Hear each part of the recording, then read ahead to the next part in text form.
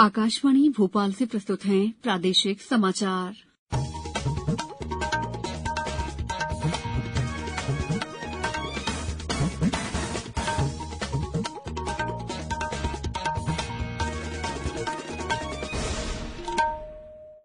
नमस्कार, समाचारों के साथ मैं दीपा सिंह।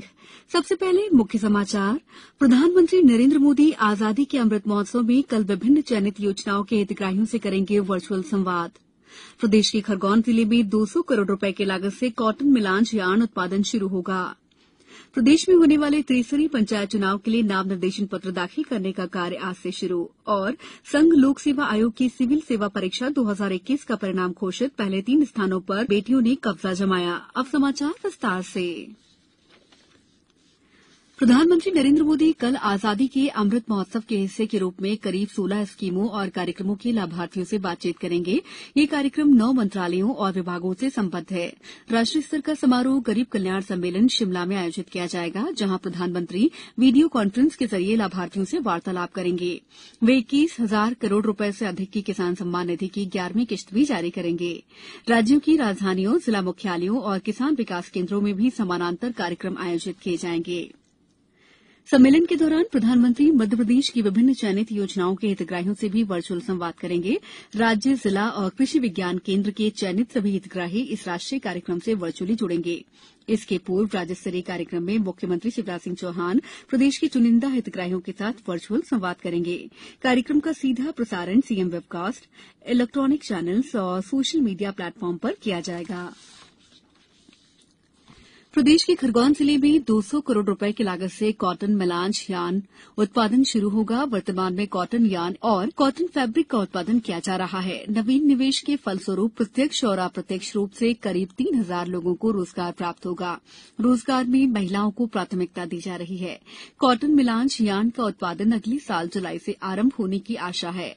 मुख्यमंत्री शिवराज सिंह चौहान ने आज निवास पर उद्योगपतियों से साप्ताहिक भेंट में कहा कि प्रदेश में यार्न और फैब्रिक निर्माण उद्योग के विकास के लिए राज्य सरकार पूरा सहयोग प्रदान करेगी। नई इकाइयों की स्थापना से रोजगार भी सृजित होते हैं। ऐसी इकाइयों को आवश्यक सुविधाएं प्रदान करने में कोई कसर नहीं छोड़ी जाएगी।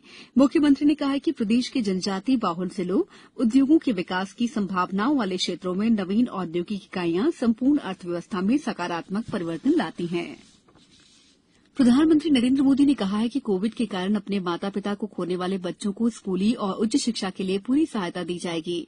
आज सुबह वीडियो कॉन्फ्रेंस के माध्यम से बच्चों के लिए पीएम केयर्स योजना के तहत दिए जाने वाले लाभों की जानकारी देते हुए श्री मोदी ने कहा कि इस योजना में 18 से 23 वर्ष की आयु वर्ग के बच्चों को एक निश्चित छात्रवृत्ति दी जाएगी। बच्चों के 23 साल पूरे होने पर उन्हें 10 लाख रुपए दिए जाएंगे। श्री मोदी ने कहा कि इस योजना के तहत व्यावसायिक पाठ्यक्रमों और उच्च शिक्षा के लिए शिक्षा ऋण भी दिया जाएगा। प्रधानमंत्री ने कहा कि इस योजना के माध्यम से सरकार बच्चों को प्रतिमाह 4,000 रुपए की सहायता राशि दे रही है। उन्होंने कहा कि इन बच्चों को आयुष्मान स्वास्थ्य कार्ड प्रदान किया जा रहा है, जिसमें 5 लाख रुपए तक का खर्च सरकार वहन करेगी। प्रदेश के सीहोर, डिंडौरी, सतना, अशोकनगर सहित अन्य जिलों के बच्चों ने भी कार्यक्रम में सहभागिता की।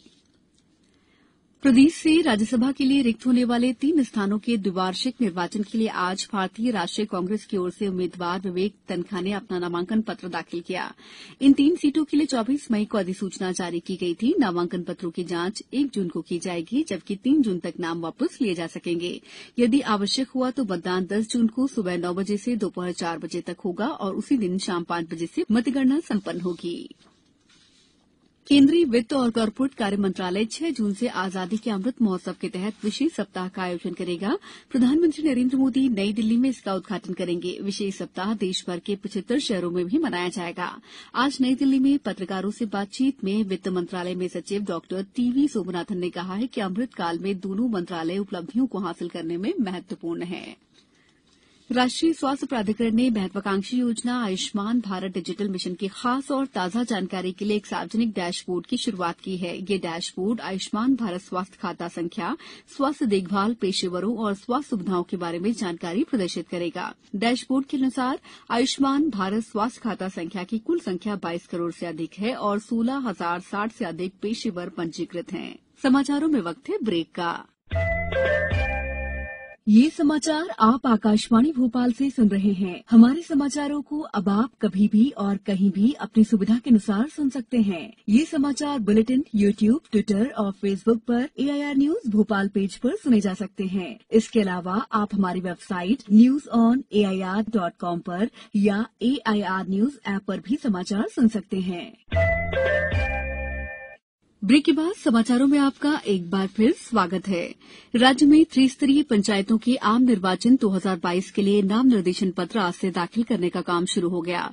नाम निर्देशन पत्र 6 जून तक जमा किए जाएंगे। नाम निर्देशन पत्रों की संवीक्षा 7 जून को होगी, जबकि 10 जून तक नाम वापस लिए जा सकेंगे। निर्वाचन प्रतीकों का आवंटन भी 10 जून को ही होगा। सभी चरणों के लिए एक साथ नाम निर्देशन पत्र भरे जाएंगे। नाम निर्देशन पत्र जिला पंचायत सदस्य, जनपद पंचायत सदस्य, सरपंच और पंच पद के लिए जमा किए जाएंगे। नाम निर्देशन पत्र ऑफलाइन ही जमा किए जाएंगे। नाम निर्देशन पत्र जिला और विकासखंड मुख्यालय तथा क्लस्टर में लिए जाएंगे। संघ लोक सेवा आयोग ने सिविल सेवा परीक्षा 2021 का परिणाम घोषित कर दिया है। श्रुति शर्मा ने प्रथम स्थान प्राप्त किया, अंकिता अग्रवाल ने दूसरा और गामिनी सिंगला ने तीसरा स्थान हासिल किया है। इस साल कुल 685 अभ्यर्थी उत्तीर्ण हुए हैं। इनमें से 244 सामान्य, 73 आर्थिक रूप से कमजोर वर्ग, 203 अन्य पिछड़ा वर्ग, 105 अनुसूचित जाति और 60 अनुसूचित जनजाति के हैं। भारतीय प्रशासनिक सेवा, भारतीय विधि सेवा और भारतीय पुलिस सेवा तथा अन्य सेवाओं के अधिकारियों के चयन के लिए प्रतिवर्ष सिविल सेवा परीक्षा आयोजित की जाती है। मुख्यमंत्री शिवराज सिंह चौहान ने सिविल सेवा परीक्षा 2021 में प्रथम 3 स्थान प्राप्त करने पर बेटियों श्रुति शर्मा, अंकिता अग्रवाल और गामिनी सिंगला को बधाई और शुभकामनाएं दी हैं। मुख्यमंत्री ने चौथे स्थान पर चयनित उज्जैन के ऐश्वर्य वर्मा को भी बधाई दी है। श्री चौहान ने कहा है कि हमारी बेटियों ने यूपीएससी सिविल सेवा परीक्षा 2021 में सफलता प्राप्त कर अपनी मेहनत और प्रतिभा का लोहा मनवा दिया है। बेटियां नए भारत की नई युवा शक्ति का प्रतिनिधित्व करती हैं, जो ज्ञान, उत्साह और सेवा के जज्बे से ओतप्रोत है। प्रदेश में होने वाले नगरीय निकाय निर्वाचन में पहली बार पार्षद पदों के निर्वाचन व्यय लेखा का प्रावधान किया गया है। राज्य निर्वाचन आयोग के आयुक्त बसंत प्रताप सिंह ने जानकारी दी है कि इसके पहले महापौर और अध्यक्ष पद के उम्मीदवारों के व्यय लेखा का संधारण किया जाता था।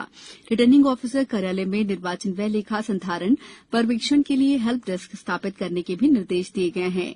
राज्य निर्वाचन आयोग के सचिव राकेश सिंह ने जानकारी दी है कि पार्षद पदों के निर्वाचन व्यय की अधिकतम सीमा नगर पालिक निगम में जनगणना 2011 के अनुसार 10 लाख से अधिक जनसंख्या पर 8,75,000 और 10 लाख से कम जनसंख्या पर 3,75,000 होगी। पिछले 24 घंटों के दौरान प्रदेश के रीवा, शहडोल, जबलपुर, सागर और चंबल संभागों में कहीं कहीं बारिश हुई। सबसे अधिक 4 सेंटीमीटर बारिश तेंदुखेड़ा और सीधी में दर्ज की गई, जबकि बहरी में 3 सेंटीमीटर और सिहोरा, सिंगरौली, उमरिया, पनागर और ढीमरखेड़ा में 2 सेंटीमीटर बारिश दर्ज की गई। राज्य का सबसे अधिक तापमान 43 डिग्री सेल्सियस खजुराहो, दतिया, ग्वालियर और नौगांव में दर्ज किया गया। मौसम केंद्र भोपाल ने अगले 24 घंटों के दौरान प्रदेश के रीवा संभाग के साथ ही उमरिया, शहडोल, अनूपपुर, सिवनी, बालाघाट, मंडला, दमोह, सागर और जबलपुर जिलों में कहीं कहीं बारिश होने या गरज चमक के साथ बौछारें पड़ने की संभावना जताई है। अब कुछ समाचार संक्षेप में। छिंदवाड़ा जिला जेल में स्वास्थ्य शिविर आयोजित किया गया। सतना में निर्वाचन कार्य में लापरवाही बरतने पर उपायुक्त शहरी संस्थाएं कार्यालय के एक वरिष्ठ सहायक निरीक्षक को तत्काल प्रभाव से निलंबित किया गया। शहडोल में त्रिस्तरीय पंचायत चुनावों में अधिक से अधिक मतदान के लिए मतदाता जागरूकता अभियान चलाया जाएगा। मंदसौर जिला अस्पताल में 2 दिवसीय जिला स्तरीय निःशुल्क स्वास्थ्य मेला 1 और 2 जून को आयोजित होगा। इस बुलेटिन में इतना ही। दीजिए इजाजत। नमस्कार।